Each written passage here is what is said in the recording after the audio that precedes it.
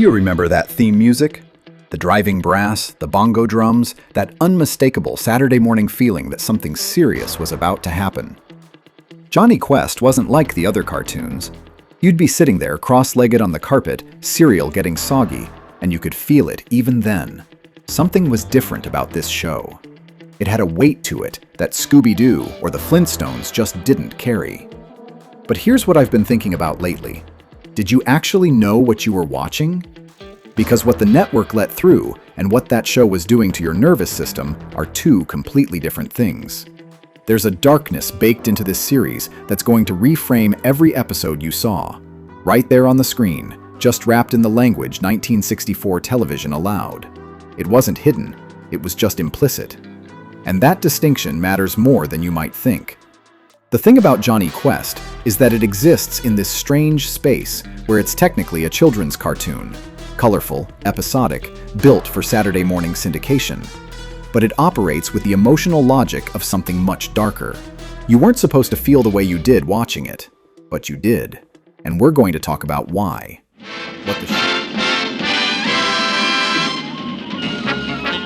What the show really was.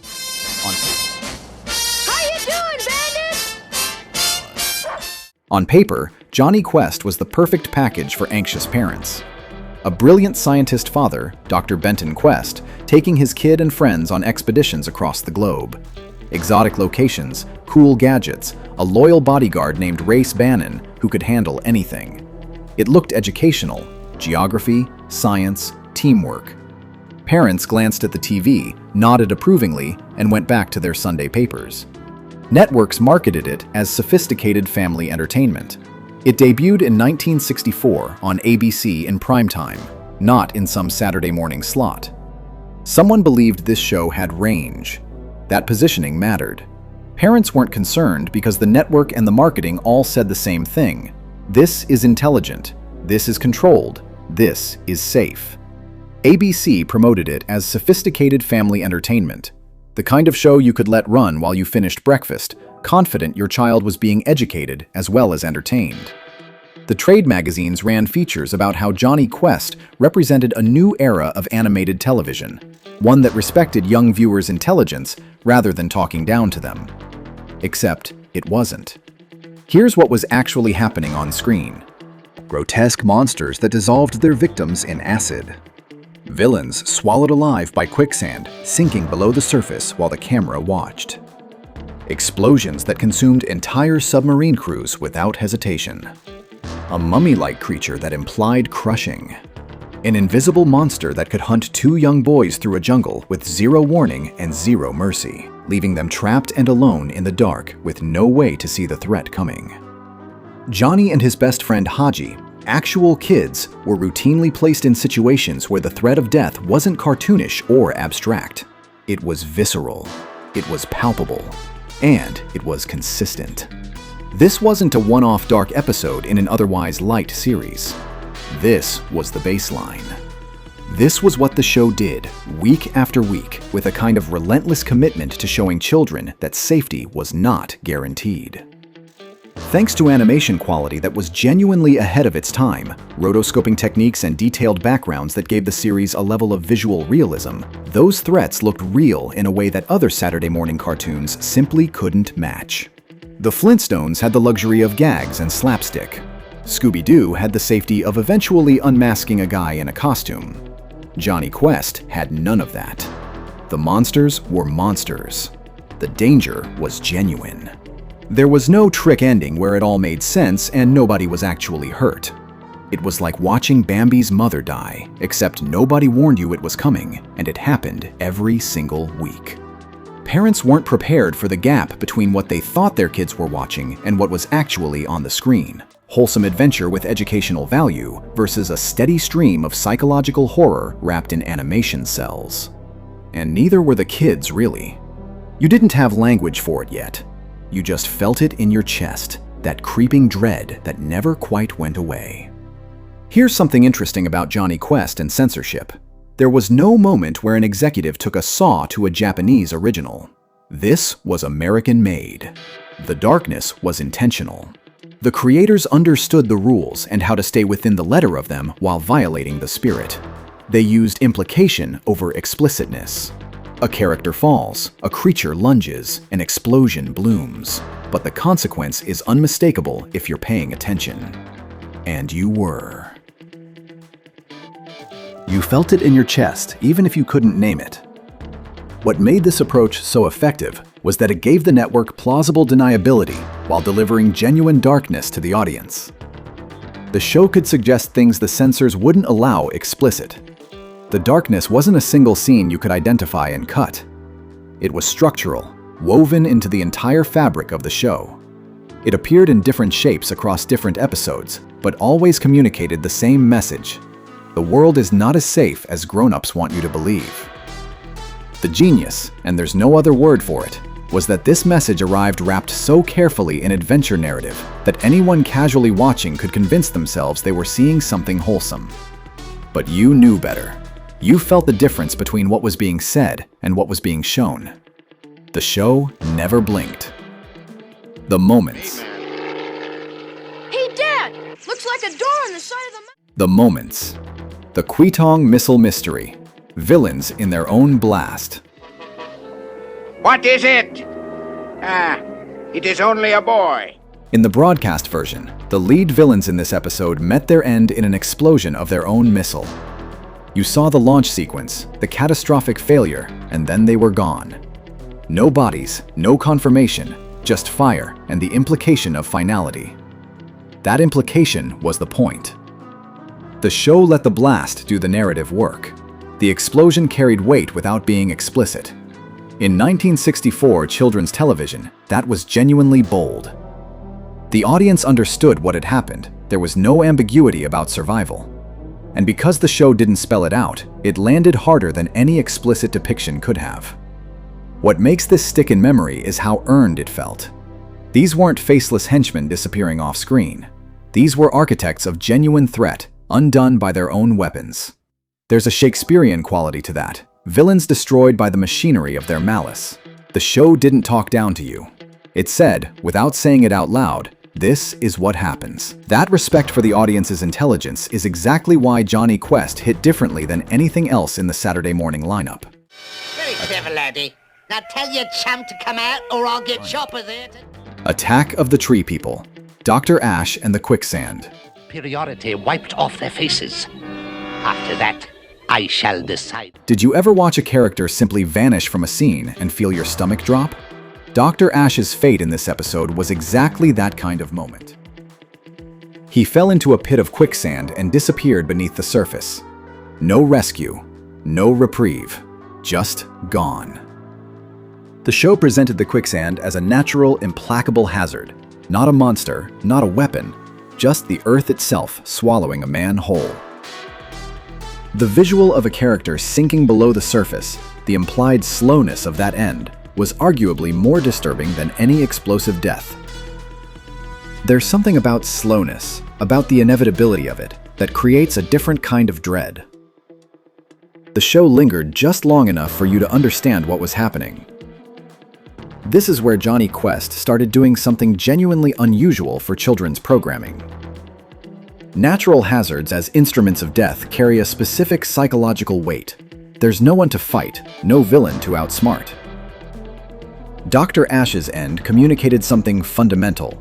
The world itself could be merciless. The environment itself was hostile.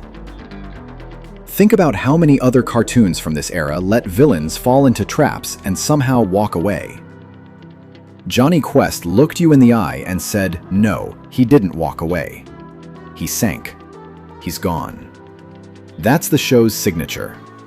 Somewhere in your childhood brain, that registered as truth, not as entertainment, but as information about how the world actually worked. Before we get into this too far, are you sure you want to... Pirates from Below, Captain Carl and the Submarine. Mainland, next stop. Uh-oh. Captain Carl's end came courtesy of his own submarine, a vessel that crashed and exploded with him aboard. The broadcast version handled this the same way it handled most villain deaths, through spectacle rather than specificity. The destruction of the submarine was the death scene. There was no escape, no miraculous survival revealed in a later episode, no redemption arc. The submarine sank. Captain Carl was inside it. The mathematics were simple and final. There's something almost classical about death by one's own machine. The submarine became a symbol of Carl's power, and then his coffin. The explosion wasn't gratuitous. It was conclusive. What's striking in retrospect is the sheer accumulation of these moments across the series. This wasn't a show that occasionally flirted with dark outcomes. It built a consistent world where villainy carried a terminal price. That consistency created something rare, genuine narrative stakes that felt real. Compare this to Scooby-Doo, airing around the same era, where every monster was a man in a rubber suit. Jonny Quest operated in a fundamentally different moral universe. One was a cartoon. The other was something else entirely. Where are we going, Race? To the local police station. Yes, I have to see Commissioner Waugh. Oh, Mystery of the Lizard Men, an underwater base, and no survivors. Bandit? Just close your eyes. I just hope none of these guys have butterfingers. The Lizard Men were one of the show's more memorable villain concepts, an underwater operation that brought genuine menace to an already dangerous series. Their end came when their underwater base exploded, the sea swallowing the wreckage. No individual Lizard Man was shown meeting a specific end. The entire location of their existence was erased. It's a technique that implies mass casualty without depicting it directly. The scale of this moment matters. Single villain deaths were one thing. An entire operation, an entire crew, an entire underwater world, obliterated. The show was comfortable with consequences at a magnitude that most children's programming wouldn't touch for another 2 decades. Did you wonder whether anyone on that base got out? Because the show didn't reassure you. It let the silence answer. It left you uncertain. That uncertainty was the point. That's sophisticated storytelling, delivered to kids who were just hoping Race Bannon would punch something. Here we go again! The Darkest Fathoms and the show's real horror. Yes, I think I can get him from here. Here it is. Deering's end in The Darkest Fathoms has lived in the memory of everyone who watched it. Dr. Quest's old nemesis fell from a collapsing platform into an abyss, and as he plunged into that darkness, his laughter echoed back up. Crazed, receding, gone. It's one of the most psychologically disturbing exits in children's animation. The choice to use laughter, not a scream, not a plea, but laughter, was deliberate. It communicates something deeply unsettling about that character's mental state in his final moments. You didn't need to see the bottom of the abyss. The sound painted it for you. The laughter itself suggested madness, acceptance, or something worse. But Deering is only one piece of this. The true darkness of Jonny Quest was never a single scene. It was a structural commitment to placing 2 children, Johnny and Haji, in situations of genuine mortal terror, week after week. The invisible monster that hunted them through the jungle, the mummy-like creatures, the dragon-like beasts that implied crushing and consuming in methods the camera declined to show in full. The creatures in this show didn't just menace the heroes. They suggested specific, horrible fates. And the animation quality, unprecedented for the era, made those suggestions feel plausible in a way that burrowed directly into a child's imagination and stayed there. This is why Jonny Quest lives in your memory differently than almost anything else from that era. It wasn't the explosions. It wasn't even the deaths. It was the persistent, unrelenting message that the world was dangerous, that evil was real, that even children could be in genuine peril, and that sometimes the darkness at the bottom of the abyss echoed back with laughter. You processed all of that before you were old enough to articulate what it was doing to you. Now you can name it. It was dread, and it was earned. Knowing all of this doesn't diminish what Jonny Quest was. It deepens your respect for what the creators accomplished. They made a show that took its young audience seriously. Seriously enough to show them a world with genuine consequences, where villainy wasn't rewarded and heroism carried real weight. The censorship of the era, the implied rather than explicit violence, the environmental deaths, the off-screen consequences, was less about protecting children and more about navigating network standards. The darkness got through. It was always there. The method of delivery changed. The emotional truth did not. Sometimes what you don't see is more powerful than what you do. What the sanitized framing may have cost was the conversation. Parents who assumed this was light adventure never talked with their kids about what they'd processed. You carried it alone: the abyss, the quicksand, the echoing laughter, the invisible thing hunting two boys. You wondered why cartoons felt so heavy. The show was ahead of its time in ways it couldn't announce. It trusted its audience at a level that was unusual for children's programming. And the proof is that you still remember it. Not fondly, but vividly. That's not nostalgia, that's impact. The show shaped how you understood fear, consequence, and survival. It showed you that sometimes people don't get to walk away. So here's where we land. Jonny Quest wasn't secretly dark. It was openly dark, in the only language 1964 television allowed it to speak. Villains consumed by their own missiles. Men vanishing into quicksand. A nemesis descending into an abyss laughing. Two kids, week after week, hunted by creatures that the camera wisely declined to show in full detail. All of it packaged as Saturday morning adventure. They tried to soften the edges by keeping the gore off-screen, letting explosions do the narrative work, using sound where images might have crossed a line. But the restraint didn't make the show safer. If anything, it made it more effective. The implication created something more powerful than explicitness ever could have. When you leave something to imagination, it becomes personal. It becomes real in a way that no amount of on-screen violence ever could. Which of these moments hit you hardest? The quicksand? The echoing laughter in the abyss? The invisible thing hunting in the dark?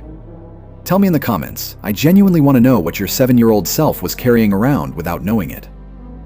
If this landed for you, like and subscribe. We've got a whole vault of shows that hid more than you realized. Some of them are still waiting for you to understand what they were really doing.